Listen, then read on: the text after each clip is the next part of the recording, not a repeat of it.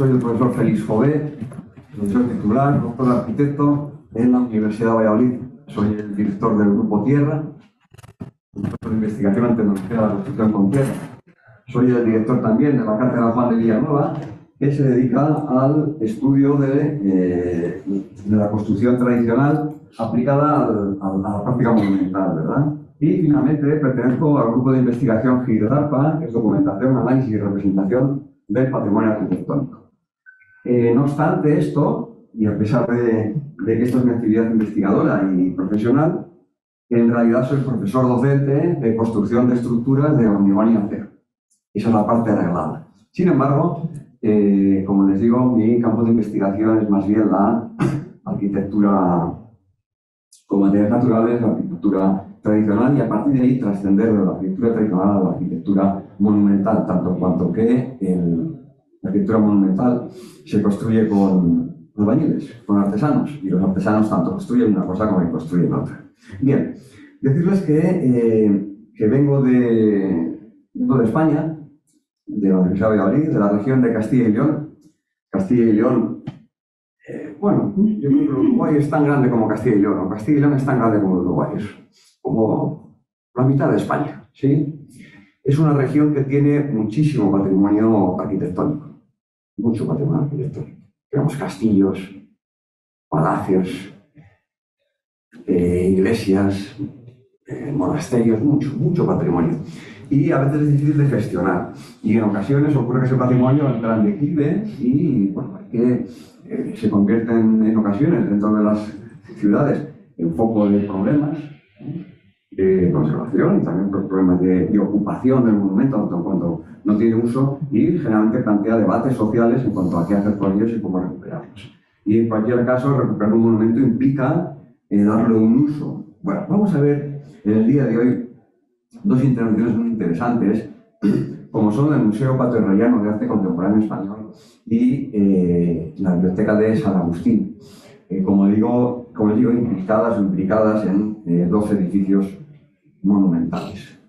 Los proyectos han sido ejecutados, fueron objeto de un concurso a nivel nacional y fueron ejecutados por arquitectos de reconocido prestigio allá en España, y lo que hicimos nosotros desde la universidad fue un seguimiento de esas obras, y sobre todo nos sirven como campo o como elemento de visita por parte de los alumnos. Es fundamental e importante que el alumno de arquitectura se familiarice con la obra y con el objeto construido. En ese sentido, nosotros procuramos llevar a los alumnos siempre a visitas de obra para que vean la evolución del proceso constructivo. Bueno, tenemos un problema acá para pasar la diapositiva. Ahí está.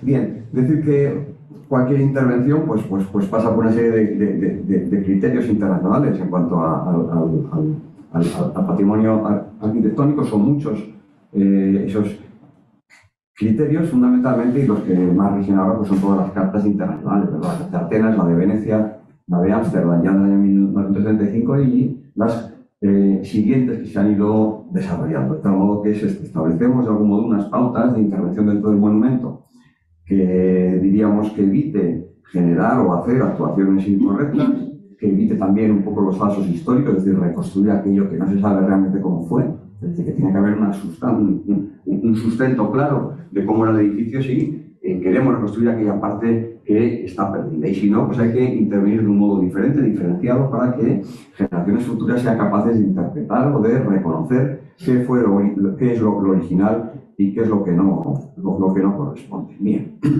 allá tenemos la suerte, imagino aquí también, de tener cierta planimetría histórica y documentos históricos que nos ayudan muy mucho a la intervención en este tipo de edificios. Les presento el plano de Ventura Seco, dibujado en el año 1738, en el que nos da una idea de cómo estaba la ciudad en la época. Valladolid es una ciudad que se articula alrededor de un río. Bueno, de un río y otros tres pequeños ríos pequeños, ¿de acuerdo? Un río grande y tres pequeños. Los tres ríos pequeños, con el paso del tiempo, pues fueron siendo cubiertos, de tal modo que hay una avenida que pasa justo por encima del río pequeño. Y el río grande, que es un río pequeñito, pero era el río grande. Sí, pues ahora se ha convertido en un único eje vertical en la imagen que de algún modo pues riega o daba agua a la ciudad en aquellos momentos. Siempre, por lo tanto, las ciudades asociadas a cursos de agua para poder tener cerca ese recurso. En este plano interesante, ya en el conjunto de monumentos, por su dibujo reconocemos fácilmente, ¿verdad? Iglesias, claustros asociados a las iglesias, ¿verdad? Que de izquierda abajo tenemos una iglesia con la cabecera orientada hacia abajo, el claustro, el palacio también interesantísimo en Faionelli y el conjunto monumental de San Benito, que es donde actuaremos y donde se actuará y se hará el Museo de Arte Contemporáneo Español. Y a la derecha del todo pues vemos el discurrir de uno de esos pequeños ríos que, como ven, pues ya había empezado a tener ese proceso como de ubicción en algunas partes, en algunas zonas. Estamos hablando ya de 1700, mediados del siglo XVIII. Bien, este es uno de los edificios sobre los que vamos a ver la intervención, que se convertirá en el archivo del Ayuntamiento de la ciudad, y en esta zona es donde veremos esa intervención en su conversión en Museo de Arte Contemporáneo. ¿Es la catedral de Valladolid? Bueno, todavía nos pilla lejos. Todavía no es la catedral. ¿Esa iglesia que se ve ahí? Sí. En Valladolid teníamos hasta 20 y tantas iglesias. Ese es el convento de San Benito. Convento de San Benito. Ya veremos luego. Espléndido. Ya ven por la intensidad de las líneas interiores, ¿verdad? Que representan, en el fondo, la tracería de las bóvedas proyectada, ¿verdad? Sí, allá se ve otra iglesia mismo, ¿no? Acá a la derecha. Correcto. Ya no vemos la Plaza Mayor. Y vemos la Plaza Mayor, correcto. Correcto. Estamos viendo también la Plaza Mayor. La Plaza Mayor corresponde con la Plaza del Mercado, extramuros, fuera del recinto amurallado, obviamente.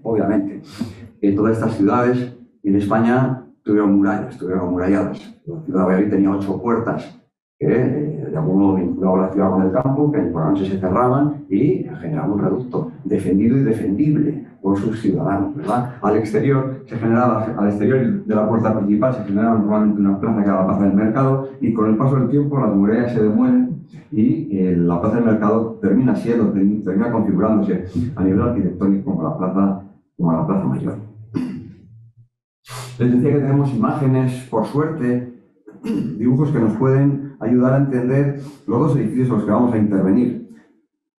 El número 7 que tenemos ahí es la iglesia, el convento de San Agustín, y a su derecha tendremos que ver la iglesia del convento de San Benito. Estos dos edificios importantes, como ven, muy próximos, y que, como veremos dentro de unos momentos, estaba realmente muy abandonada esta zona. Se observa muy bien la imagen, el río.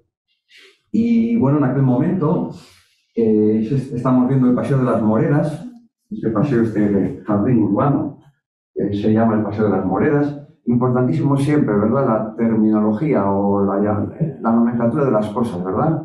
Hay un momento en que se pone de moda, se generaliza en Valladolid la industria de la seda. Y los gusanos de seda, ¿qué comen? Hojas de moral. Claro. De tal modo que a lo largo del río se construye un parque, un paseo, que es el parque de las Moreras, que realmente se planta de morales para poder, de algún modo, abastecer esa pujante, diríamos, industria que empezaba de la seda. Vemos aquí una imagen también muy interesante del año 1852, una imagen que cuesta reconocer cómo pudo haberse hecho, porque pudiera ser que subió en un globo, porque no hay un punto alto donde poder ver la ciudad. Como les he dicho, Valladolid se encuentra en planos 700 metros por encima del nivel del mar, pero es totalmente plano, rodeado apenas por cerros testigos muy aplanados, pero no tiene puntos altos donde poder observar la ciudad de este modo. Y si a pura imaginación. Sí, a pura imaginación.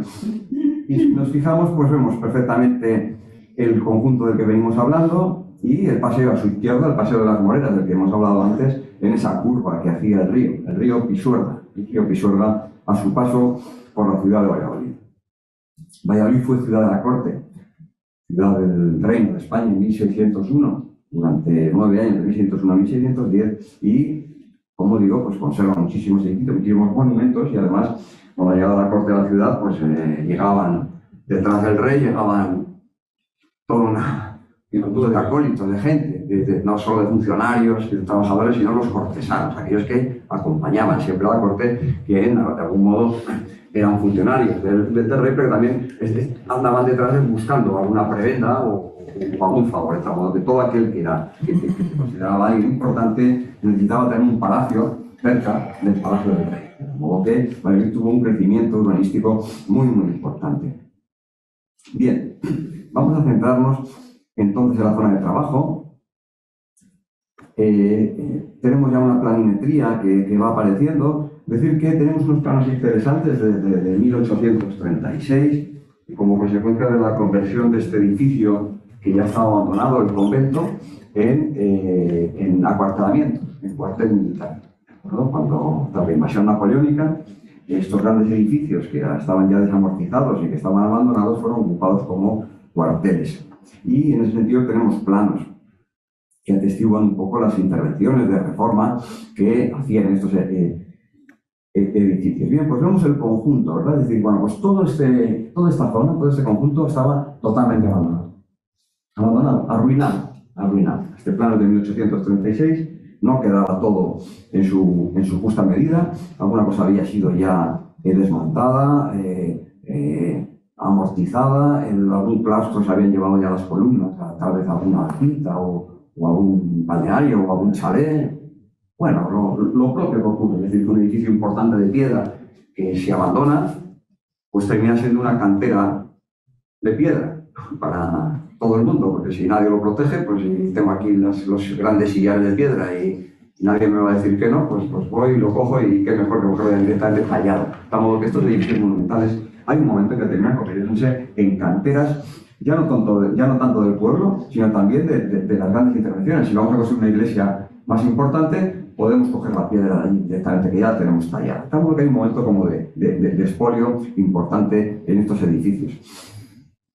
Les vemos ahí, por tanto, como ven, muy juntos unos ambos de otros, con algunos vacíos, como vemos ahí a la izquierda de los dos círculos, algunos vacíos corresponden con el patio de caballerizas, que también daba lugar a pensar en algún tipo de actuaciones posteriores. Bien, una foto aérea del año 56, que nos pone un poco en referencia el lugar. Estas fotos aéreas corresponden al vuelo americano después de la época de la dictadura en España. Se hace un vuelo de tal modo que se identifican. Realmente el vuelo tenía muchas intenciones también militares por parte de los americanos, reconocer un poco el territorio y reconocer también qué edificios fuertes o qué edificios podían ser susceptibles de poder ser utilizados, ¿verdad? Ese vacío urbano que ven ahí a la izquierda y correspondía, como les digo, con las caballerizas, será utilizado y nos quedará, y no sé si ya se fijan en la imagen, vemos la iglesia, pero vemos sombras arrojadas en el interior de la iglesia, ¿sí? Si les has dicho, no había. De modo que no hay cubierta, ya se ve bien, no hay cubierta en el edificio. Vemos las sombras arrojadas en el interior, quedan los muros, grandes muros, potentes, muros de piedra, como vamos a ver ahora. Del otro lado está el convento, todavía mantenía un uso, ya lo ven, es radicalmente distinto el estado de conservación de uno y otro. La iglesia, por supuesto, estaba usándose, el convento mantenía también curas en el interior, y bueno, ya uno de los patios pues se manejaba la idea de que pudiera convertirse en archivo o un sede de la municipalidad, por dar un poquito de uso. Realmente estos edificios claustrales, con 3 claustros y bien organizados alrededor de un patio central, pues se dan mucho para ese tipo de usos administrativos, ¿verdad? Bien, en ese vacío urbano, enseguida surgió una idea de construir un instituto. Se construye en el año 61 por Miguel Fisac. Bueno, este edificio está catalogado como obra importante dentro del movimiento moderno, forma parte del Docomomo ibérico. Aquí también tiene algunos edificios incluidos dentro americano, y bueno, pues un edificio muy interesante de arquitectura moderna, contemporánea, de aquellos años. Un edificio que se compone con muros muy cerrados hacia el exterior, con unas grandes vigas en forma de hueso, que trabajan Miguel Fisac, en unos patios internos, que de algún modo se hace también una referencia, un guiño, dentro de una arquitectura contemporánea, está haciendo un guiño a la arquitectura claustral o conventual a la que pertenecía el patio, ¿verdad? Bueno, de tal modo que en aquellos años del 61 ya se construye ahí un instituto y quedaban todavía elementos pendientes, claro. Los años 60, la época de años 60, 70, la época de gran desarrollo en Valladolid, desgraciadamente muchos palacios son demolidos y construidas viviendas, todavía no había el concepto de conservación del patrimonio. El patrimonio, los edificios patrimoniales, en muchos casos, eran considerados viejos. Si lo viejo, pues se tira. Entonces, aquellos que realmente eran muy, muy importantes y que estaban afectados al patrimonio, bien de interés cultural, que tenemos la figura ya del BIC, y tenían una cierta declaración. Pero algunos otros no tanto, y sí que es cierto que son unas épocas un poquito de desarrollismo importante. Se monta ahí una fábrica de producción de vehículos, de coches, hay un gran éxodo desde el campo a la ciudad y se construyen muchas ciudades, como ocurre más o menos un poco el proceso propio de cualquier ciudad grande, de crecimiento, ¿verdad? Es decir, que crece en un ritmo demasiado rápido, en una época en la que a veces no se tenía tanta precaución con los edificios históricos, y algunos fueron demolidos. Pero en cualquier caso, había tantos que Valladolid a día de hoy es una ciudad espléndida, que mantiene una gran riqueza patrimonial en sus calles, en su entorno, y bueno, luego llegó una nueva manera de entender lo antiguo, y lo antiguo ya no es viejo, lo antiguo es patrimonio de todos. De tal modo que si se quiere crecer o construir, que se construya pero fuera del casco urbano. Mantengamos el centro histórico como bien para todos, para las generaciones futuras, para la nuestra y para las que puedan venir. Bien, teníamos, como les digo, ese gran debate en la zona durante muchos años, y así fue. Una zona de trabajo para la regeneración de la ciudad. Muchos grupos trabajaron en ver cómo podíamos dotar de usos aquel complejo tan importante. Desde luego ya se había hecho el instituto, lo que vemos ahí en negro, y quedaban estos elementos construidos en plastilina blanca, ¿verdad? Esta pequeña maqueta como de trabajo que hacer en aquella zona, fundamentalmente, bueno, un lugar de debate social y cultural. Había degenerado en zonas, pues, ¿cómo podríamos decirlo?, de pobreza, de ocupas, de mucha basura. Alguno de los patios se utilizaba como depósito de vehículos abandonados en la calle. Acá también tendrá algún tipo de elementos características, de modo que se retiraban aquellos vehículos viejos. Estamos hablando de los años 60, ya veremos alguna imagen ahora, hace muchísimo tiempo. No había, yo creo que no había nacido ninguno de ustedes aún, en 1960. Sí, yo sí. Bien, de modo que tenemos ahí, por lo tanto, los dos elementos sobre los que se van a actuar, ¿vale? Fijemos en la retina. Vamos a ver en primer lugar el de San Agustín, pero quería mostrarles el lugar, cómo se encontraba, la magnitud del entorno. Vean esto. En medio de la ciudad, en una situación un poco lateral, tanto en cuanto quedaba el río, y se había construido ya un edificio en altura, tal vez un poco desafortunado, sí. El de las caballerizas, ¿no? Sí, correcto. Tenemos en las manos de las caballerizas, por detrás tenemos el instituto que les decía, vemos arriba del todo la iglesia de San Agustín, como les decía, ya sin cubierta, con un edificio bien sólido, enteramente de piedra. Parte del claustro que había sido demolido, y aquí delante en primer plano pues el monasterio de San Benito con esos tres patios y la iglesia. Vemos el pórtico de la iglesia a la derecha, y el resto obviamente, como ya ha sido ocupado o usado como cuartel, pues está bombardeado, claro. Eso que ocurre, es decir, que no solo es el daño que le hacen los que llegan para adecuarlo a un nuevo uso de una forma rápida y apresurada, ¿sí? Y además meter allí a los soldados y las caballerizas y las armas, etcétera, sino además también que es objeto de ataque por los enemigos, y por lo tanto pues tenía tenía un estado, como ven, un poco lamentable.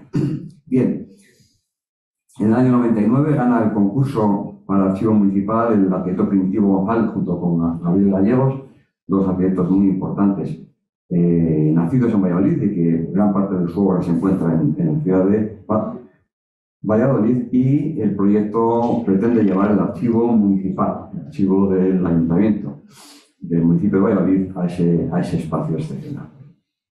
Y realmente pues, son capaces de generar dentro de ese edificio un ambiente muy contemporáneo, aún así manteniendo el carácter histórico del edificio y casi diríamos el elemento como de ruina del propio edificio, como vamos a ir viendo en las sucesivas imágenes. Como ven aquí, esta es la sala de lectura, que de algún modo, yo siempre digo que el dibujo del arquitecto, el dibujo espontáneo, es el que mejor refleja lo que luego va a ser el proyecto, ¿no? Ya cuando empezamos a dibujar más formalmente, y ya no quiero decir cuando entramos a trabajar en AutoCAD, ya el propio método de dibujo nos arrastra y nos lleva, y a veces nos lleva donde no queríamos ir, ¿de acuerdo?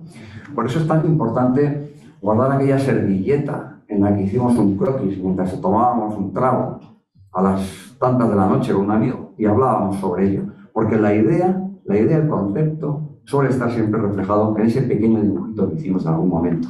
Luego, el propio trabajo de estudio nos va a llevar a donde no queríamos ir. Y hay que volver a recuperar todo aquello. No, perdona, pero que no es esto. Que no es esto lo que yo quería. Demos marcha atrás. A veces cuesta dar marcha atrás en el proceso creativo del proyecto. Porque es que tenemos de invertir tantas horas. Por eso que debemos, en ese sentido, ser muy cautos. No empezar a producir, como dicen allá los alumnos. Miedo de tener muy claras las ideas, y nunca pensar que nada de lo que se está haciendo es definitivo. Y tener siempre la capacidad o la virtud, diría yo, de decir, no, en cualquier momento voy a coger una goma de borrar, como decíamos antes, y voy a borrar. No me vale lo que hay. No era esto lo que yo quería hacer. Les digo esto porque, y lo vamos a ver en algunas otras imágenes, me voy a permitir que dé marcha atrás, pero el arquitecto tenía claro la visión del espacio, ¿verdad?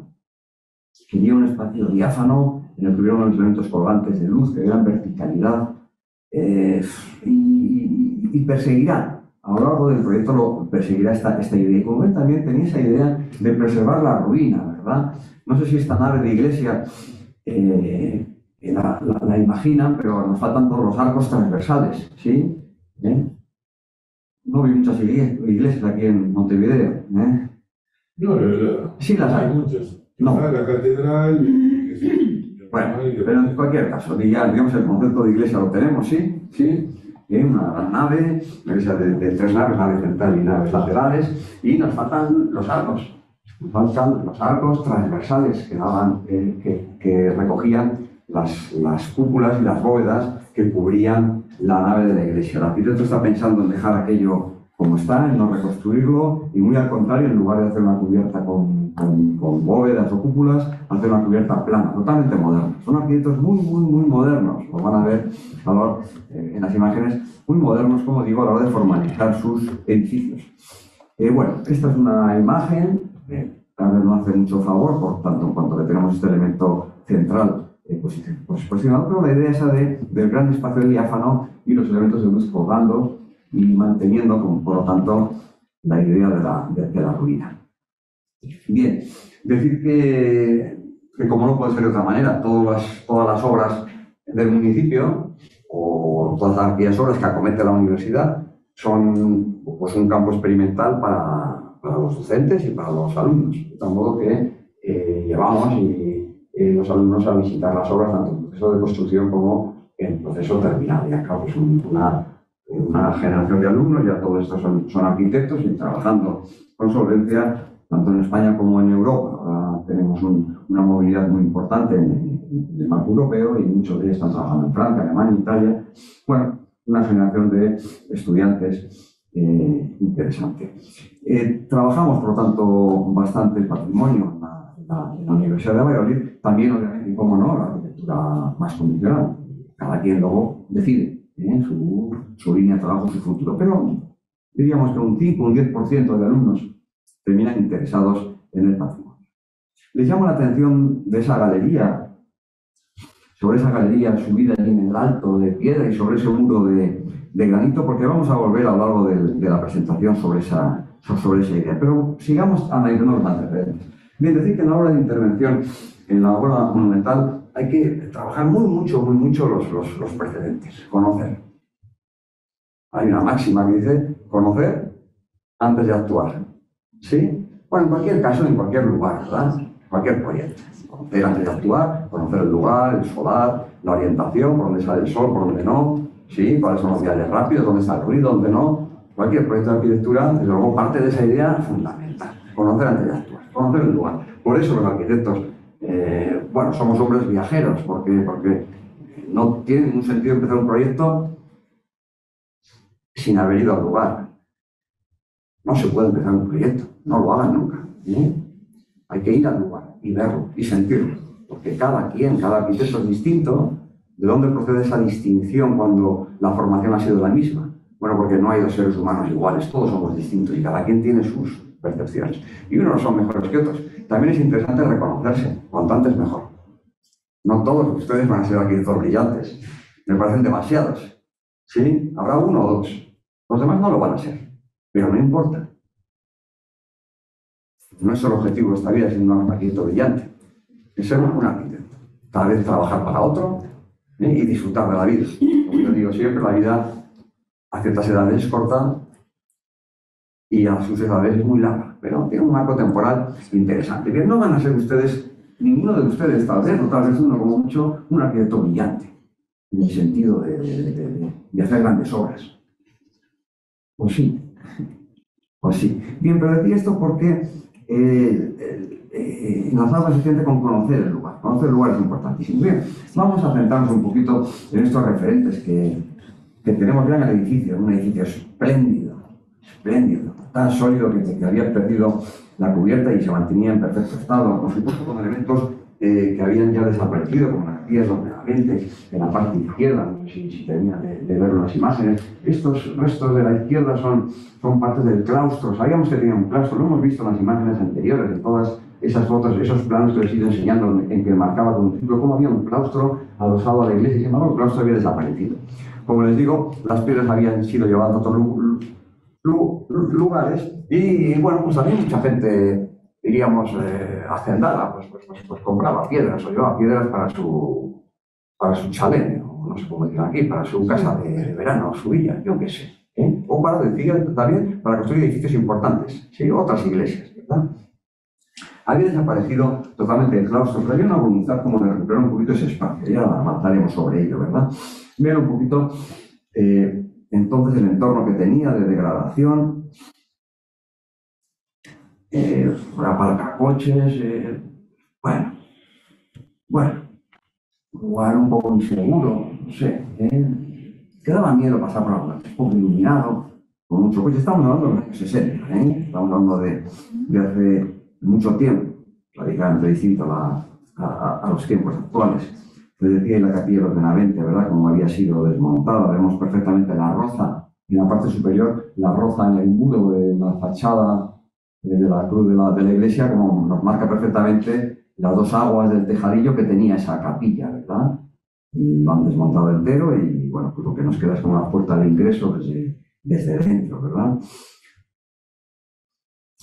Bien, y le decía porque tenemos la suerte de que cuando un edificio viene en ruina, pues el paso del tiempo sepulta en parte sus restos.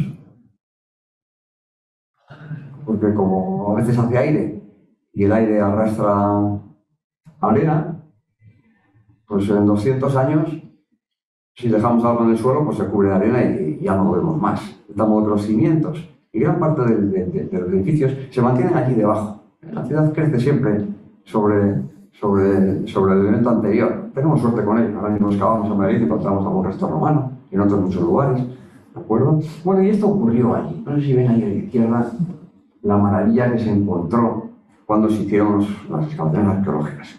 Aparecieron las partes del claustro, aparecieron los suelos alrededor del claustro de canto rodado, precioso, un suelo excepcional, de canto rodado y huesos, que era propio de la época. Bien, entonces, había una serie de pautas para poder actuar ahí, ¿verdad? Y también, obviamente, como no, la nave de la iglesia y ese vacío que ya intuíamos antes, y como efectivamente se había hundido o se había perdido ya, y su buena madera, pues seguramente habría servido para calentar algún hogar, sólido, ¿de acuerdo? O utilizada o reutilizada en la construcción de algún otro edificio.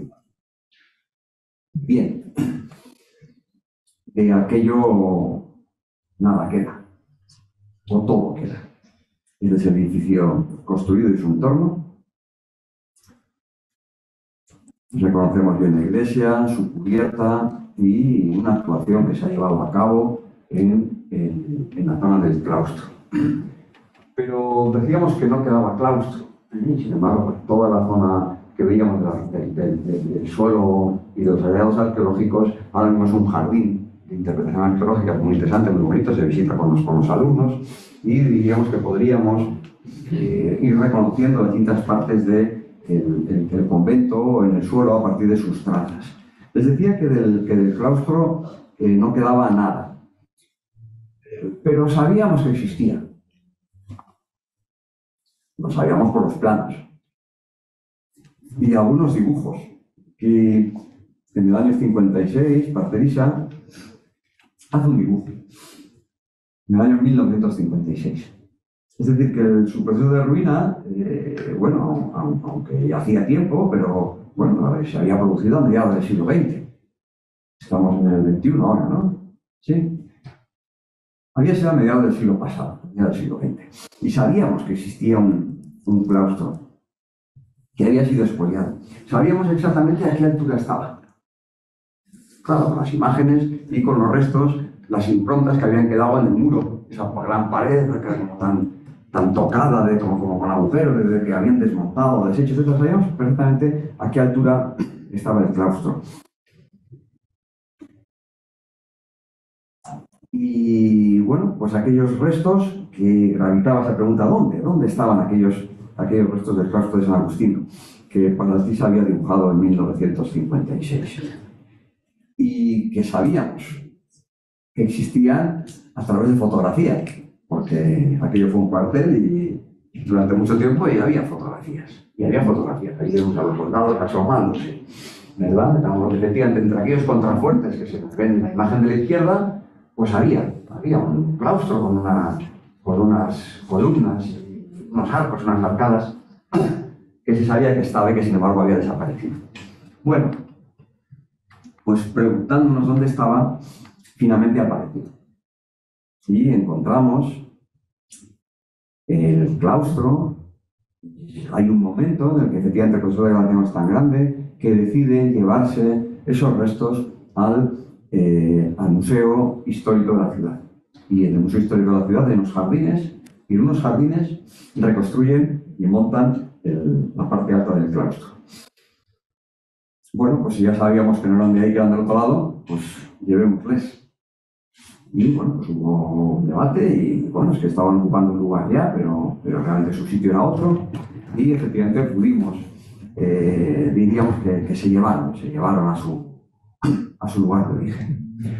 Y de ahí un poco esta actuación que cuando se visita el lugar parece un poco brutalista, pero que tiene todo su interés y que está perfectamente justificada a nivel cultural, ¿verdad? Y es que se recuperaron todas aquellas arcadas y se colocaron exactamente a la altura que estaban, pero sin reconstruir de modo artificial el resto. De tal modo que se generó un muro ciego de granito que contrarresta de algún modo la piedra de granito con la piedra caliza con la que está construido el edificio, para que se entienda que realmente no es el muro original, sino que es un muro moderno, contemporáneo, y a la altura que debiera estar el claustro se generaron unas agujas, un elemento estructural metálico, y se posicionó directamente en la parte del claustro. Tanto es así que en aquella época no había calle, y ahora sí que hay una calle como transversal, y hay parte del claustro que avanza por encima de la calle por donde pasan los vehículos. ¿De acuerdo? Bien, un elemento, por lo tanto, interesante y que diríamos que le da carácter al edificio, y que diríamos que siempre sorprende encontrar este elemento al exterior suspendido en el aire. El proyecto, bien, el proyecto era una biblioteca y fundamentalmente para archivo, una biblioteca de consulta y de archivo, para archivo de expedientes municipales, fundamentalmente los históricos, y sala de consulta, de modo que la sala de consulta iba a ser la nave de la iglesia y había que generar el archivo. Y a las bases del concurso ya se decía, y con buen criterio, que el almacenamiento de libros debería estar por encima de cota cero. Claro, porque todo espacio bajo cota cero, todo espacio de sótano, es potencialmente inundable. Y además está cerca del río, de tal modo que mejor no dejar los libros en el sótano. Bien, este concurso fue muy importante, participaron muchísimos equipos de arquitectos. Y también participé yo. No lo gané. Lo ganaron otros mucho mejores que yo. ¿Sí? Y cumplíamos las bases del proyecto. Sí, posicionamos, nos volvimos locos todos los equipos, casi todos los equipos, ¿no? Ver cómo fragmentábamos la nave para hacer forjados intermedios, de tal modo que pudiéramos almacenar los libros por encima de la cota cero, transfigurando el espacio de la iglesia. Y llegaron Gabriel Gallegos y Primitivo González y dijeron, no, la iglesia ha de ser iglesia, ha de ser esa gran nave para la cultura. Y los libros, ¿por qué no abajo? Y entonces, en contra de las bases del concurso, plantearon su propuesta. Y la ganaron. La ganaron. ¿Sí? De modo que todo tiene su... Hay muchos concursos que se ganan por hacer lo contrario de lo que te pedían. La de la ópera de Sydney es nada más... Es uno de los ejemplos también más característicos, ¿verdad? Que cumple las bases y miran que esto es maravilloso y lo gana. Gana el concurso. Y esto hicieron ellos. De tal modo que, ¿cómo? Que voy a fragmentar ese espacio maravilloso, que para mí tiene que ser esa gran sala diáfana donde estén los investigadores, y realmente yo paso mucho tiempo, mucha parte de mi tiempo allí, en esa sala, precisamente con temas de investigación histórica. De modo que hicieron esas dos plantas de sótano por debajo y únicamente pues inventaron hacer un piso inundable. Para por si acaso. Tanto que generaron dos niveles de sótano para libros. Ya saben, las plantas de almacenamiento de libros son más bien bajas, los 10 de altura, y ahora trabajamos las estanterías móviles con... todo el paquete de estanterías está además mecanizado, bueno, la mecanización hay, como decía, está mecanizado, yo digo el documento tal, no sé qué, fecha tal cual, y se mueven solas, los armarios se mueven solos, y le da el funcionario el documento, como los guardacoches o los parkings estos así más evolucionados, ¿verdad? Bien, entonces ellos hacen las dos plantas de sótano y generan una planta inundable. Y bueno, bien, ¿cuál es la avenida de agua máxima de los últimos 100 años? ¿Qué volumen de agua necesito? ¿Cuántos metros cúbicos para aguantar esa cantidad de agua? Y generan una planta inundable con un punto más inferior, que es el rebosadero. Ya el último llega por aquí, se recoge, se bombea y ya está. De tal modo que, con criterio, ¿no? No dices, no, voy a usar el sótano de cualquier manera, no voy a usar el sótano. ¿Por qué no? Lo que voy a dar es la solución técnica que me permita usarlo. Voy a hacer las pantallas más profundas que el sótano, las pantallas de potencial, sacar las pantallas. Y en caso de que tenga algún riesgo de inundación, tengo una zona donde voy a acumular ese agua. O sea, que el primer nivel de esos suelos es una gran cisterna de agua y la reutiliza, ¿no? Correcto. Sí. Luego realmente nunca ha llegado a inundarse ni en general. La pantalla de hormigón es un gran cierre. Esta situación ocurre porque cada 100 años la naturaleza se desborda. No todos los días, ¿no? Por suerte. Pero cada 100 años ocurre. Y allá en España, al menos, es el marco temporal de los 100 años, ¿verdad? De tal modo que los márgenes de los ríos, las zonas construibles, se marcan las zonas inundables o no, y hasta aquí no se puede porque hace 100 años llegó hasta aquí el agua. Seguramente vayan bajando o no, vayan variándose, aunque no conviene variarlas porque dentro de 100 años vuelve a ocurrir. Es como en las Ramblas, pues una avenida por un valle no baja el agua, pero cada 100 años sí, vienen unas lluvias torrenciales y todo aquello que se construyó en el valle lo arrastra el agua. Bien, aquello por supuesto supuso una complejidad muy interesante, ¿no? Toda la complejidad técnica de la obra de arquitectura pues tiene su aquel, ¿no? A veces, no es tanto el resultado final, sino los procesos, sobre todo los que nos dedicamos a la construcción, ¿no?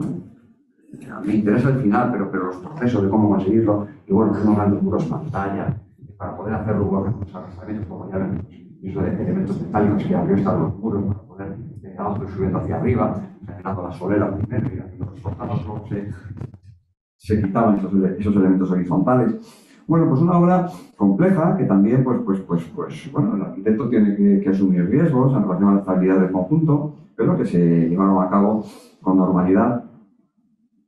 Acá vemos el proyecto, ya ven entonces que esas dos plantas de sótano pues tenían que ir sorteando los pilares o los muros de la nave central. Hemos dicho que la iglesia es una nave central con capillas laterales y bueno, pues no avanzaba más que lo que podía. En ese punto, en el crucero, desde la cabecera, pues se extendió y por lo tanto hizo más zona de apilamiento de libros, etc. Estas son las dos plantas de sótano.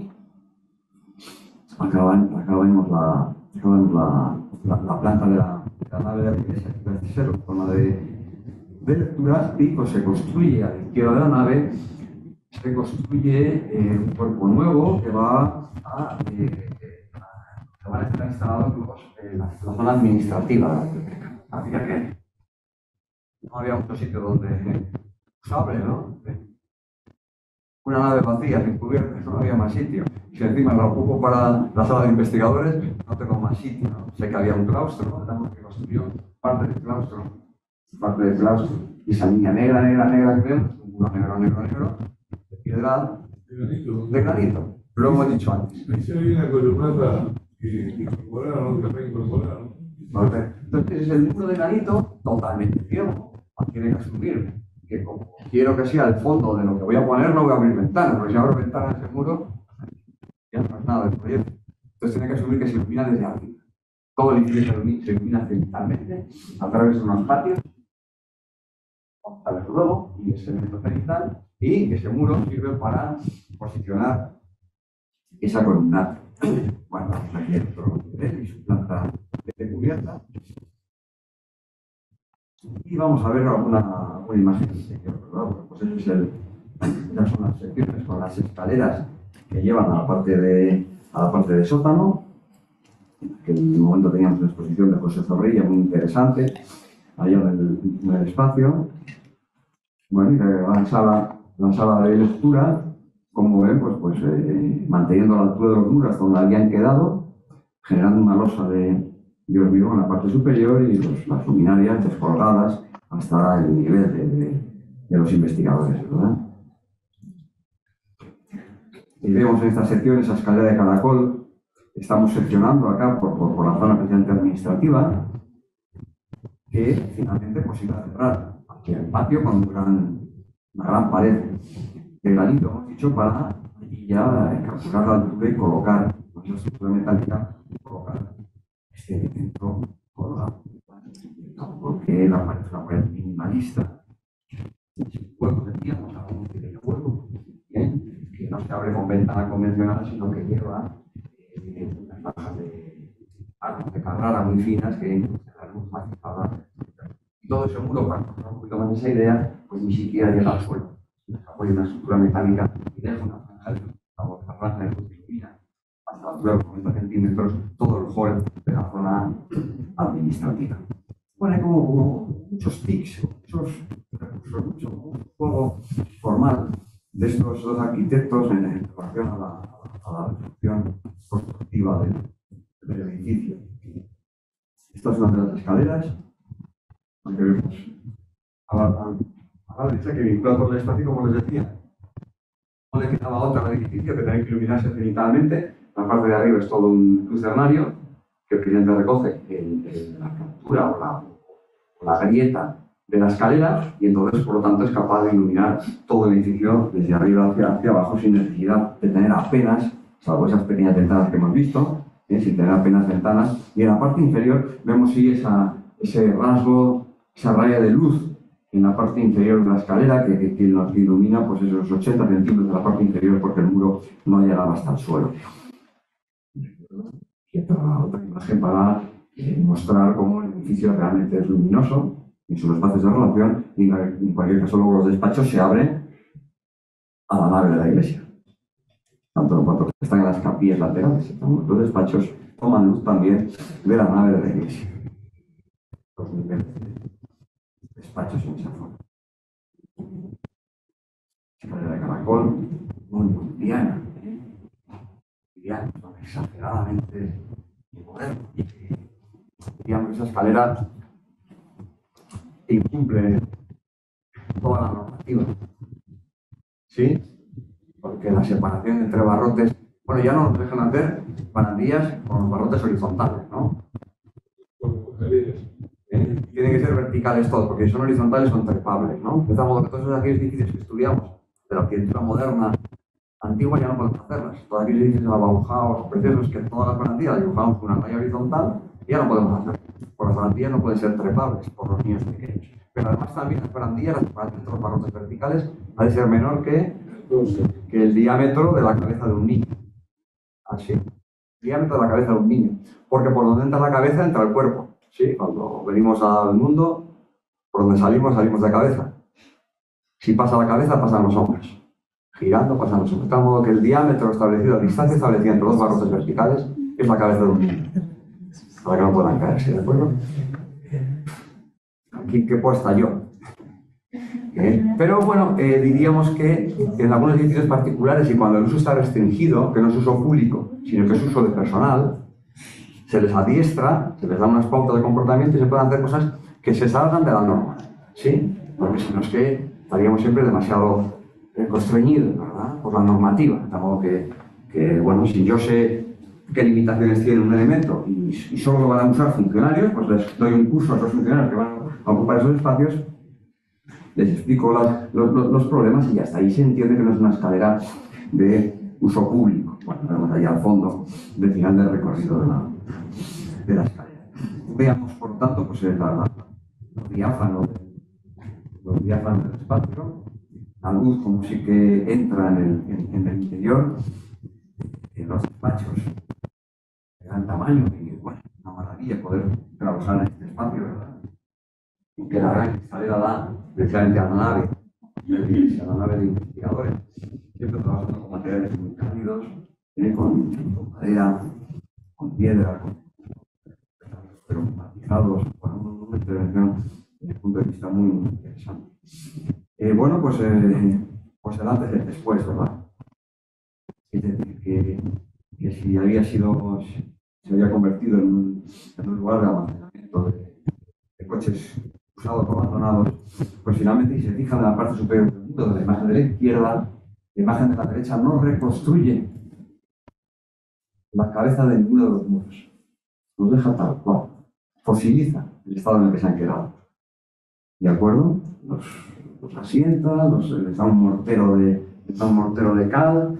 Bien, fíjense, ahí en la imagen de la izquierda, que se ven las piedras por encima del arco y aquí siguen viéndose las piedras. Que es un trabajo de retacar, de consolidar y nada más, poco más, nada. Y arriba, en vez de una cubierta de una iglesia con unas bóvedas, unas cúpulas, hace un elemento plano horizontal que va marcando un ritmo importante. Bueno, pues diríamos que desde luego en la imagen de la derecha se reconoce plenamente el dibujo del papel de servilleta de aquella noche que hicimos, ¿verdad?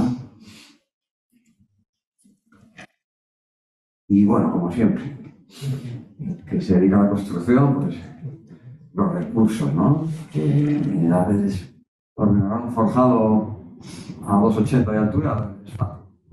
Lograrlo es complejo. Cuando lo hemos hecho, sí, un forjado horizontal, sí, bueno. Pero vamos a hacerlo, no se hace. Un entramado, un telar, que decimos, pues el enrostamiento es muy esbelto, hay que atarlo. Bueno, pues fue complejo y hubo un momento que tenía una imagen espléndida, ¿no? Entrar en esa ruina a través de todo ese entramado de celular de barras y atados, ¿no? Para finalmente, bueno, pues conseguir el espacio como les como les cuento. En las capillas de enfrente están los despachos que dan vistas a la nave de investigadores, y en la capilla de acá, las capillas de este lado, pues se utilizaron para guardas de libros. Vemos la imagen de la derecha.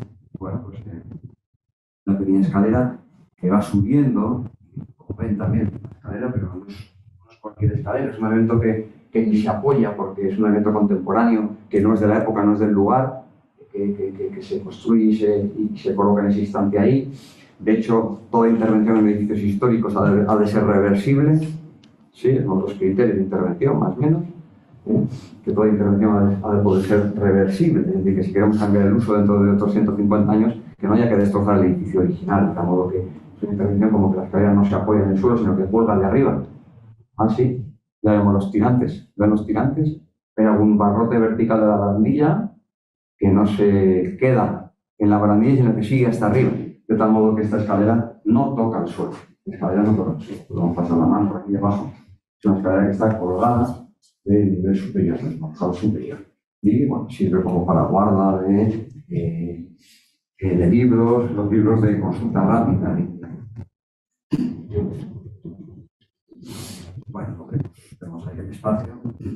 También un elemento importante de la calefacción. Como calefacción del edificio. Finalmente se utilizan los fancoils aire caliente, de aire por agua caliente, que se incorporan en el mobiliario para pues, interferir lo mínimo en el edificio. Bueno, algunas imágenes. Como la escalera es una plancha pegada. Una sección, la parte superior lo vemos bien, la plancha plegada con una lámina de caucho en la parte por encima para evitar el ruido del impacto de las pisadas.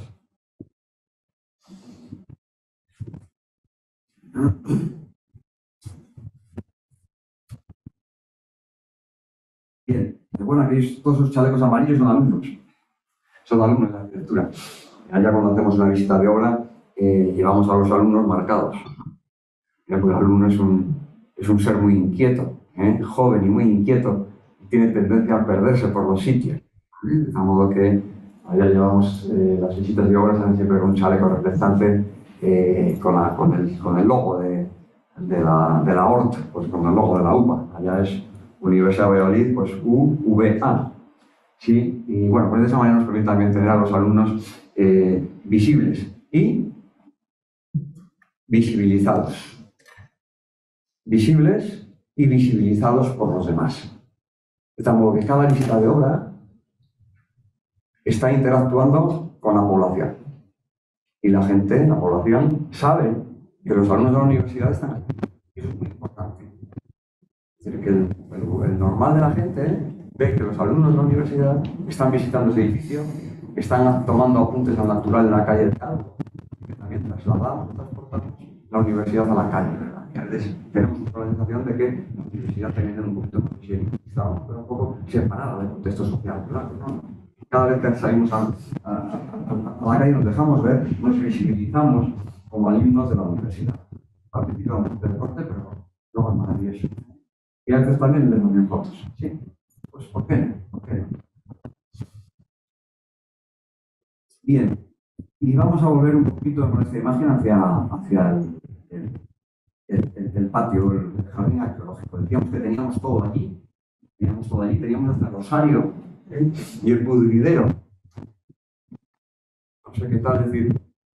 Normalmente la gente quería ser enterrada en sagrado. De tal modo que se enterraban en el interior de la iglesia, el que podía. El que tenía más dinero pagaba la construcción de una capilla y se enterraba en su capilla. Pero siempre en sagrado, dentro de la iglesia. Y llega un momento en el que ya debieron de darse cuenta que aquello no era muy higiénico y que producía olores. Y finalmente se dice que no, que se puede enterrar en sagrado, pero fuera de la iglesia. Y se generan los cementerios al lado de las iglesias. Luego ya más tarde, en los años 50 y 60, se dirán, no, fuera de las ciudades. Y ya nos sacamos a los muertos fuera de las ciudades en cementerios alejados. Pero durante mucho tiempo se enterraron al lado de al lado de la iglesia. Como era un convento, el sitio era limitado. De tal modo que había un espacio que era el pudridero. Bueno, de tierra somos y en tierra nos convertiremos, o nos comerán los bichos, todo lo que ustedes quieran. El pudridero era allá donde dejaban el cadáver para que se lo comieran los gusanos, para que se pudriera. Era un espacio que tenía un sumidero inferior y bueno, creo que nos convertimos en líquido. Más o menos. Somos una proporción de agua, ¿no? Casi un 80 o casi un 90% somos agua. Eso era el pudridero. Cuando finalmente el cuerpo se podría, pues los huesos se descartaban y se quedaban con la cabeza. Y hay un osario interesante, tampoco que es un espacio como cuadrado con calaveras. Algunas acúmulo de cadáveres. Bueno, está. Guardamos un tiempo más muerto. Se guardaban los huesos, se guardaban todas las calaveras y hay un lugar interesante. Bueno, además, por supuesto, los pavimentos de los claustros, etc. Bueno, fíjense qué maravilla. Qué maravilla. Qué maravilla. Se pone de moda mezclar los cantos rodados de río y para los más blanquitos se utilizaban las tabas, que son los huesos de la espina dorsal de la vaca. ¿Sí? Muchas culturas han usado como juego para tirar a... Sí, claro, no te puedo ver la taba. Las tabas, sí, perfecto. No sabía que era un lugar común. Bueno, pues con las tabas de las vacas se utilizaban, de tal modo que vemos estos dibujos y algunos son piedras, otros son tabas. Un dibujo espléndido, si lo ven, Qué trabajo, Qué trabajo buscar la piedra para colocarla y la otra. Bueno, pues esto estaba así entero, tal cual. Poder limpiarlo, obviamente se echan los consolidantes, para garantizar que no se mueva. No es un espacio transitable, ya ven, tiene un recorrido perimetral para no quitar este elemento y se constituyó como un jardín arqueológico. Ven aquí restos, capillas de edificios adosados, ya lo dijimos, que estaban llenos de edificios que se pegaban contra el original, y sin embargo pues se queda como un elemento solo visitable, transitable desde fuera. Es decir, que la gente entre como un campo, pero desde ahí se puede mirar. Y desde el gran muro, piedra de granito, con la parte baja cristalada, y vemos la galería del claustro subida arriba. Bien, un tema importantísimo. Como muro de fachada, es una vela contra el viento. Sí, a nivel estructural lo sabemos. Pero también, y a veces lo olvidamos, todo muro de fachada es un recogedero de agua. Porque cuando llueve, decimos que llueve en vertical, pero es mentira. Cuando llueve siempre viene acompañado de lluvia, de modo que siempre llueve del agua. De modo que un gran muro ciego recoge todo el agua que le cae y termina cayendo abajo. ¿Sí? Acá le hicieron un canalón, porque si no hubiera inundado el patio. ¿Quién vio el canalón? En el suelo, una gravilla blanca. ¿Lo vieron? Ajá. Muy inteligente. Hubiera sido un error normal. Yo hago el muro ciego, recupero el jardín arqueológico y me olvido de recoger las aguas. Y a los 2 días después de una gran lluvia, tengo todo aquello inundado de agua.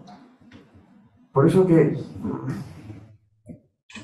piensen el proyecto desde todas las perspectivas, ¿sí? Pónganse todas las pegas posibles que puedan llegar a ocurrir.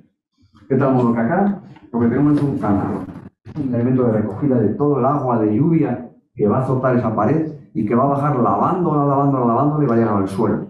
Allí hay un canalón de chapa, protegido, cubierto y enmascarado con una capa de grava que le impide que el agua llegue hasta el espacio inferior y que sea recogido y llevada a la red municipal de saneamiento. ¿De acuerdo?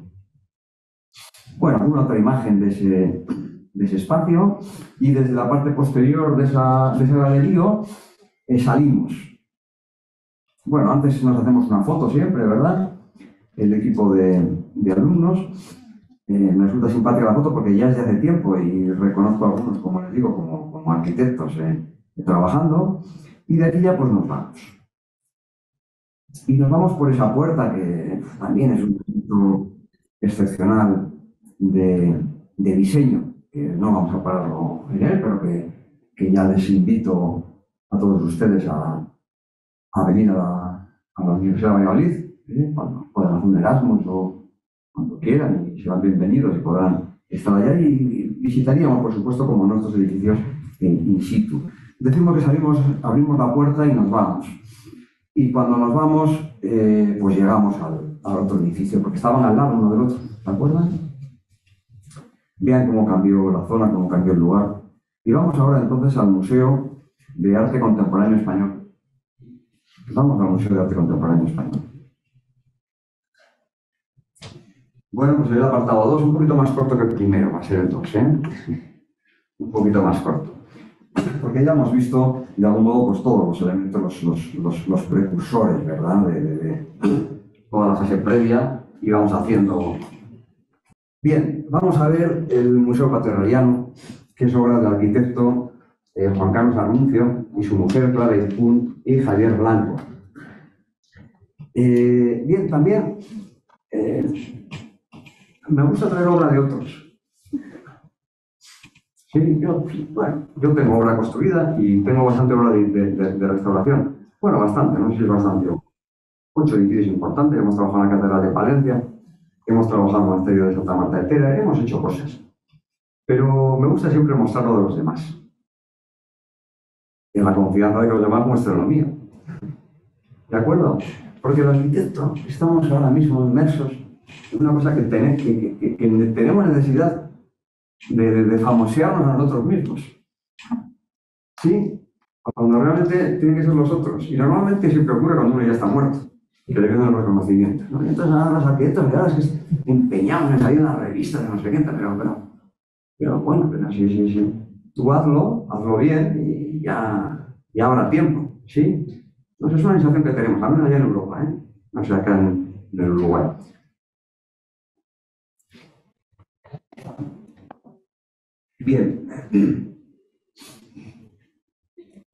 Bien, había algún texto que tenía aquí que me interesaba leerlo, que decía: si es posible afirmar que las dos intervenciones arquitectónicas son deliberadamente contemporáneas, pero en ningún caso banales, ya que surgen de un exhaustivo análisis de las referencias históricas, formales y constructivas que sirven como motor de la idea del proyecto. Eso es lo fundamental, ¿de acuerdo? Bueno, pues vamos a ver este espléndido convento.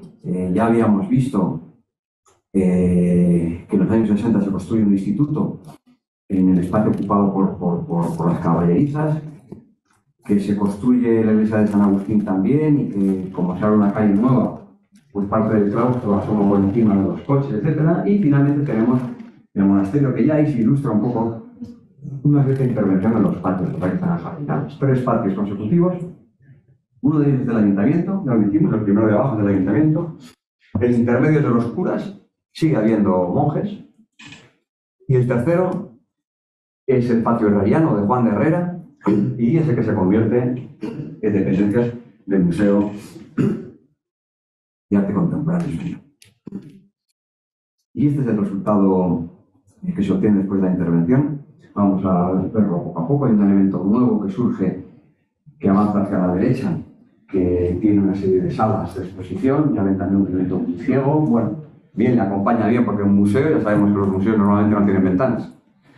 Y si hacemos un museo, un edificio que ya existe, normalmente hacemos una pared ciega por delante de las ventanas, porque no queremos iluminación exterior que estropea los cuadros y las obras de arte, porque queremos que la iluminación esté muy controlada, de tal modo que el elemento ciego para un espacio museístico es el mejor, de tal modo que se genera un volumen en hormigón blanco en ese lado, que por otra parte es una gran pantalla del cine de verano también, y que sobre todo viene a escamotear o tapar el edificio de al lado, en buena hora. Qué lástima. Qué lástima, porque es una cooperativa de trabajadores del ayuntamiento. Como el suelo era del ayuntamiento, pues construyeron una cooperativa para trabajadores del ayuntamiento. Son 12 plantas, un sitio... Bueno, total que funciona como espacio de cine de verano, de exposición, es una zona museística. Acá está también la capilla de Tenerife, muy interesante, lo vamos a ir viendo.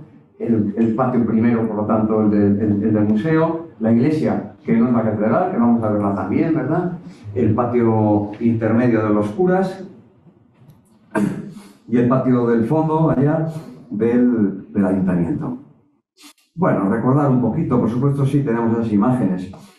Como fue acartelamiento, pues ya nos sirvieron para aquello, nos sirvieron para eso también. Ya ven allí pues pasando todos los hombres firmes y la caballería. En aquel momento pues se afecta mucho el edificio, se construyen plantas intermedias, se doblan, son plantas muy altas de 6 metros de altura libre, se doblan para poder hacer más espacios de camas, etcétera.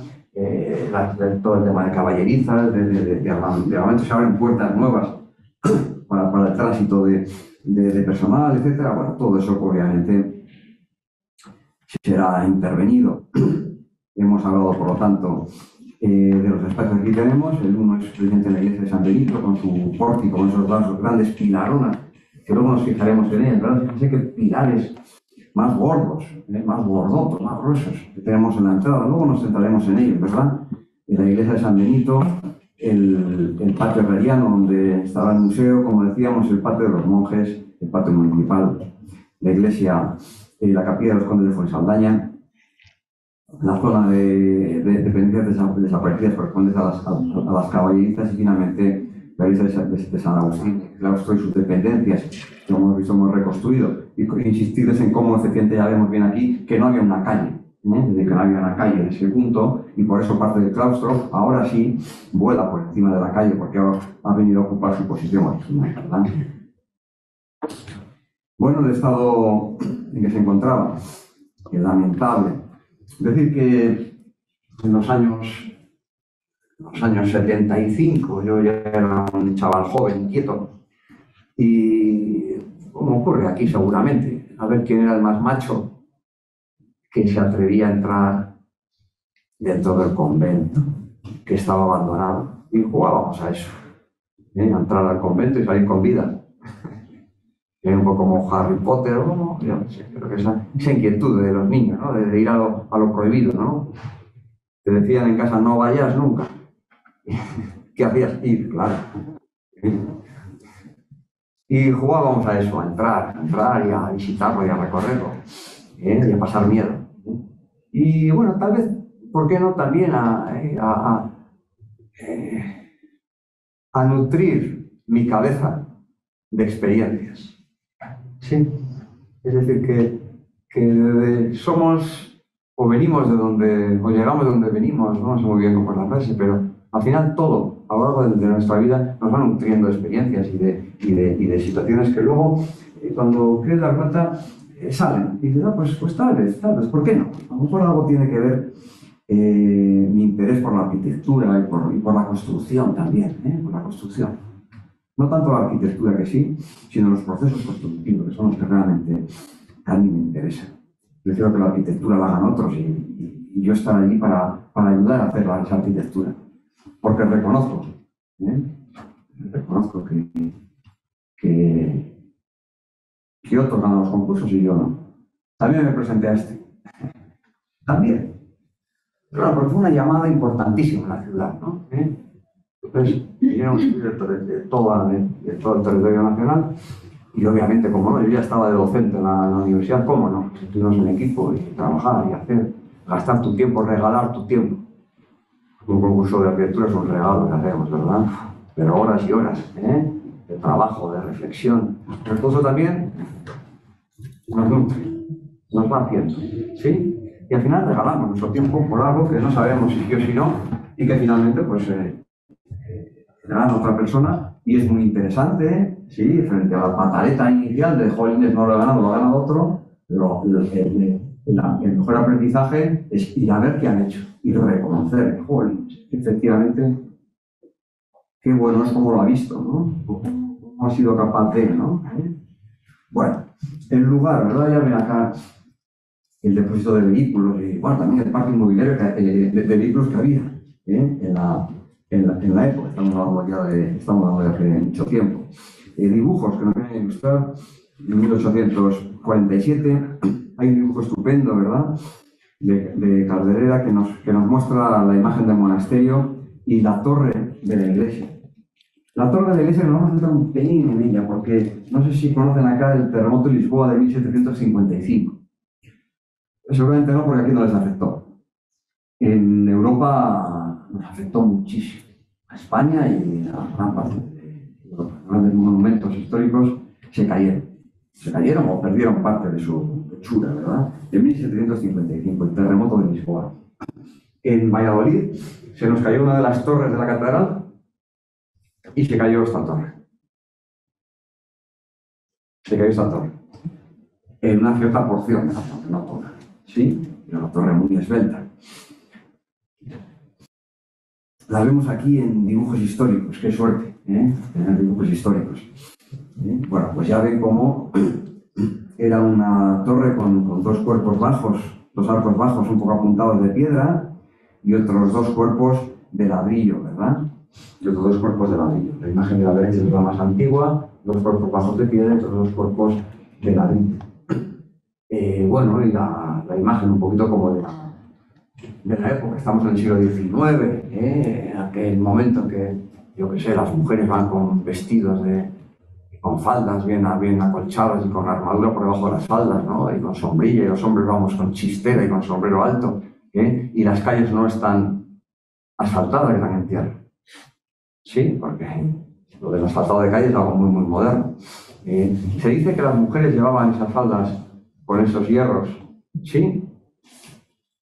Para poder orinar en cualquier lugar. ¿Sí? Bueno, era cómodo. No lo sé. Vamos a dejarlo ahí. Vamos a dejarlo ahí. Las iglesias tampoco estaban pavimentadas y hay una orden en que efectivamente piden que por favor no se orine dentro de las iglesias. ¿Vale? Los hombres en cualquier esquina. Y acá las mujeres disimulando, dejando caer la falda al suelo. Bueno, vamos a dejarlo estar ahí.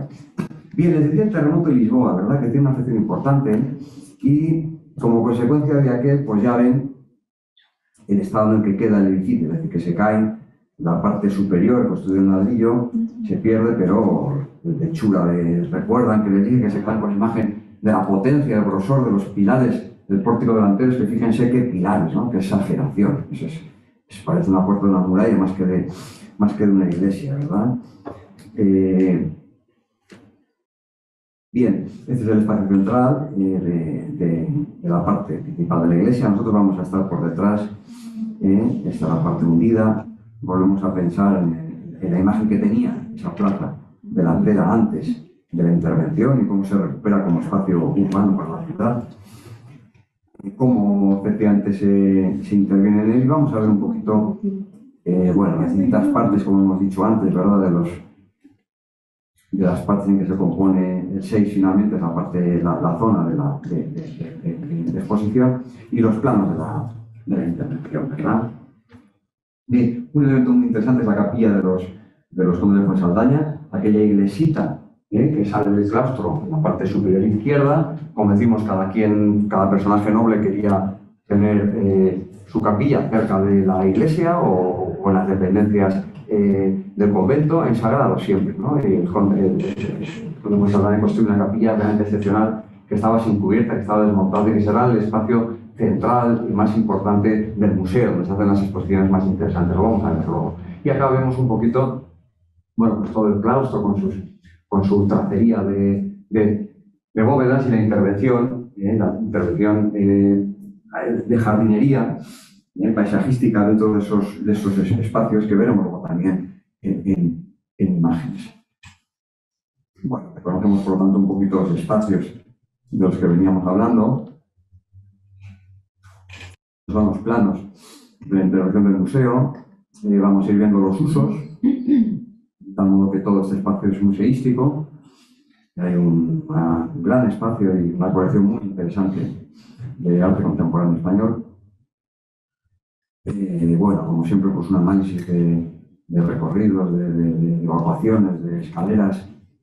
Son edificios que en su apariencia no lo expresan, pero que claro que tienen que estar al día, cumpliendo todas las medidas de seguridad para los visitantes, más un museo con un espacio público de visita pública, como que hay muchos entresijos, muchos pasillos falsos, muchas falsas paredes, que lo que hacen es llevar por la parte posterior las instalaciones que permiten acondicionar el aire, renovarle o llevar, como digo, todos los temas de contraincendios, totalmente fundamentales, ¿verdad?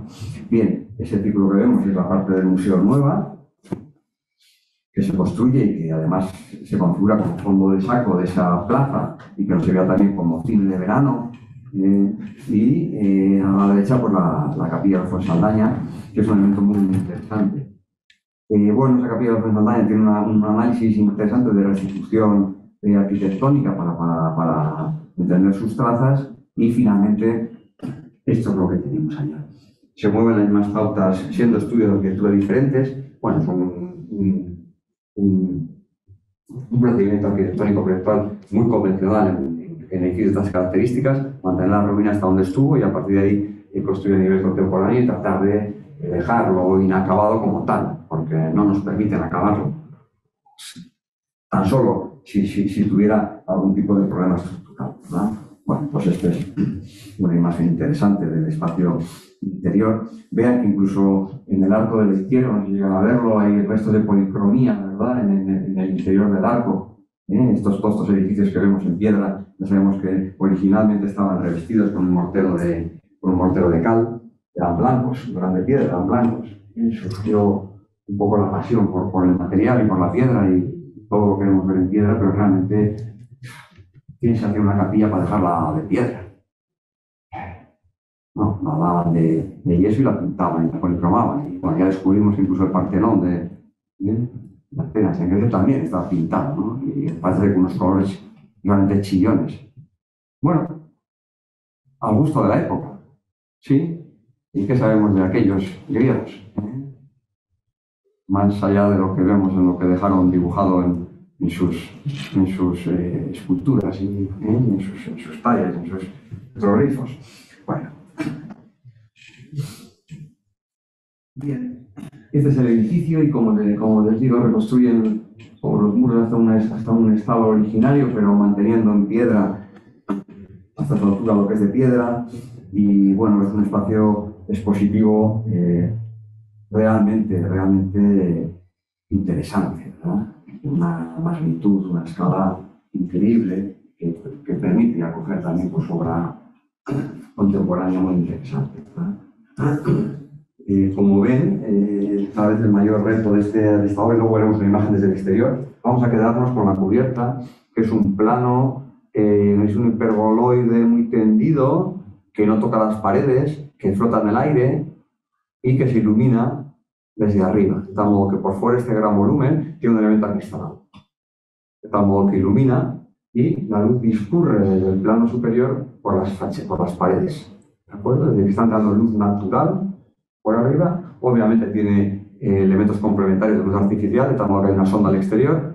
Cuando la luz exterior no es suficiente para conseguir este efecto, pues surgen las luminarias, de tal modo que siempre hay este efecto de luz que va por las paredes y que nos pone en sombra, por el contrario, nos pone en sombra el cielo como elemento suspendido, ¿no? La parte superior como elemento suspendido dentro de estos espacios. Realmente bello, ¿no? La intervención en esta capilla. Y que vemos claramente cómo fue una capilla que se adosa a la edificación preexistente, y por lo tanto pues, nos van llegando las trazas, ¿verdad? Si vemos allá a la izquierda, pues hay un arco que quiere llegar hacia allá, pero que finalmente pues, no terminaron de desmontar. Se encuentra con un contrafuerte del claustro, etc. Bueno, tiene la piedra en ese sentido es muy noble y muestra exactamente todos los procesos constructivos, ¿no? Bien, pues vamos a centrarnos en el claustro. En el claustro del convento, que es donde se intervendrá, que es la parte superior, y vemos allá la capilla de los Fuensaldaña. Bueno, aquí se ilustra en este plano, y no recordaba que está, pero sí. Bueno, pues nos sale, ya ven que eso es la planta que ven ahí es pues la planta de un castillo. Estaba antes, es un castillo medieval. Y cuando se hace la intervención, pues se se descubren los restos, solo está lo que está pintado en negro, y bueno, pues descubrimos el alcázar inicial medieval de la ciudad, que estaba precisamente posicionado en ese sitio. Como digo, es una suerte que lo antiguo va quedando por debajo, siempre. Y por lo menos así tenemos la oportunidad de encontrarlo. Bien, recuperar el claustro como elemento de recepción del museo fue uno de los elementos fundamentales, de tal modo que, además de un estudio estilístico de sus trazas, como digo, son del arquitecto Juan de Herrera, y finalmente pues hay un trabajo de restauración interesante, y tanto en cuanto que espacio de arte contemporáneo pues acoge unas esculturas de los reyes de España que trascienden del ámbito escultórico hacia el artístico, no tanto por la obra que sí, sino por la escala, ¿verdad? Es decir, que la escala de la pierna es tan alta como yo, entonces como una escala multiplicada, ¿no?, dentro de ese gran espacio. Las salas, como no podía ser de otra manera, como decimos, es un edificio espléndido para el uso al que se piensa destinar, de tal modo que las salas que acogen toda la exposición, en aquellos elementos en aquellos puntos en los que se encontraban en los trabajos de retirada de los acabados interiores, etcétera, en los que aparecía policromía, etcétera, pues fueron recuperados, y allá, por lo tanto, al final de la sala, en ese medio rosetón, pues hay unas pinturas medievales muy interesantes de Santa Ana y la Virgen, y bueno, pues obviamente motivos religiosos, vamos adentro religiosos. Como digo, estas salas siempre se forran con un elemento de pladur o de placa de yeso laminado, que permite colgar o colocar la obra expositiva, y se iluminan con luz artificial, ¿verdad? Bueno, es un edificio interesante, de visita obligada, ¿verdad?, para todo aquel que va a la ciudad. Es como de mobiliario o de diseño muy contemporáneo que acompaña la obra.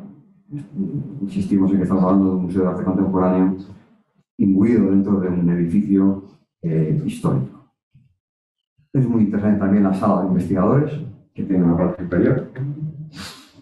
Muy interesante, mantiene fondos fundamentalmente de elementos expositivos, y bueno, pues ahí se reconstruye la cubierta en unas formas de unas vigas de madera laminada que conforman esa curva, y bueno, es un espacio muy gratificante, con muchísima luz, muy interesante también para investigadores, de modo que en esa pequeña zona ya tenemos la sala de investigadores, biblioteca y archivo municipal, y el Museo de Arte Contemporáneo, la biblioteca del Museo de Arte Contemporáneo, un espacio muy solicitado por estudiantes en época de exámenes, etcétera, porque tiene un horario muy amplio. Y diríamos que se consiguió regenerar a nivel cultural y social, se regeneró toda esa zona de la ciudad que había devenido en algo sucio, muy degradado, ¿verdad? Y que estaba muy próximo, como ya vimos, a la Plaza Mayor, ¿verdad? O sea, que estaba muy próximo al verdadero núcleo del casco histórico. En ese sentido, la ciudad de Valladolid como que gravitaba hacia la derecha y quería eludir la parte posterior, que era esta, y finalmente lo que se ha conseguido es que el casco histórico se ha ampliado su superficie, reconociendo nuevas zonas como esta, como de gran valor, ¿no? Bien, vemos ahí una imagen del otro claustro, es el claustro de los monjes. El claustro de los monjes, al fondo emerge la iglesia y bueno, emerge la parte conservada de la torre. Vimos que dos de los cuerpos de la torre se hundieron, como que desde el terremoto de Lisboa.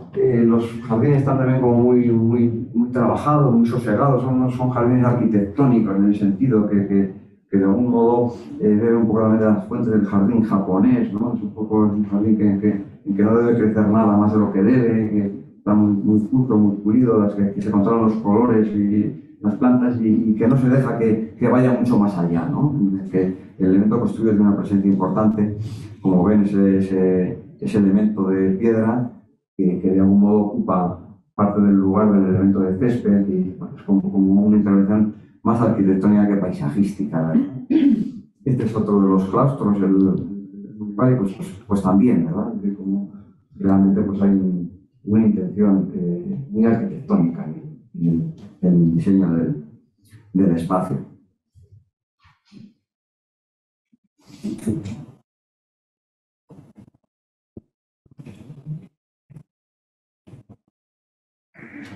Bien, todo ello es acompañado obviamente de la actuación en el exterior.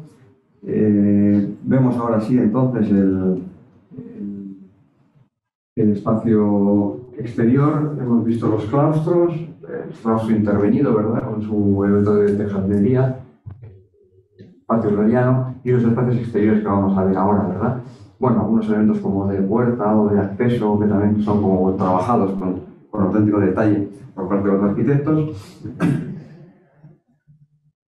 En espacio exterior, y bueno, pues como no, y al fondo, la iglesia de San Agustín, es decir, que efectivamente es todo un entorno que ha quedado vinculado uno con otro. El espacio exterior es interesante, genera también como una pequeña balsa de agua, con un puente que es una lámina de hormigón de mínimo espesor, dando un guiño un poco a la arquitectura moderna de los años 40. Es una lámina muy fina que subiendo el grupo de alumnos que vamos siempre y botando un poquito encima por cimbrea, también tiene su costa, a ver que las cosas se mueven, ¿verdad? ¿Bien? Y bueno, pues también el jardín está pues como en esa idea, ¿verdad? Como de que sea un jardín como muy arquitectónico, ¿verdad? Y que vincula, por lo tanto, una actuación con otra. Por lo tanto, podemos estar hablando, sí, de la ciudad recuperada, ¿verdad? El diálogo establece entre ambos edificios históricos y una parte, un contexto de la ciudad recuperada, a pesar de que efectivamente tiene edificios de altura que la aprisionan. Las fotos siempre son un poco intencionadas. Sabemos que detrás de nuestra espalda hay un edificio feísimo que se construyó para funcionarios del ayuntamiento, y al fondo allá, detrás de San Agustín, también nos emerge un edificio de gran altura, lo ven, ¿verdad? De muchísimas plantas. Es decir, que este entorno espléndido, a escala del viandante es excepcional, pero que cuando nos alejamos un poco de ella, pues reconocemos que hay edificios que tal vez pudieran no haber estado ahí y que hubieran pues dado un mejor rango a todo el entorno. Esta es la plaza finalmente, como les decía, y bien, recuperar esta imagen. Sobre todo vemos a la izquierda del todo una pared, y arriba un negreta cristalado, corresponde con ese lucernario que yo les decía. Es el lucernario que contornea toda la capilla de los Fuensaldaña, que permite la entrada de luz hacia el interior y que por lo tanto hace ese efecto de que la losa superior o el techo superior está colgado y la luz barre las paredes de la capilla, generando ese efecto cromático. Bueno, pues encantado de haberles contado estos dos proyectos, solo esperando que de algún modo pues puedan conocerlos ustedes allá personalmente. Muchas gracias.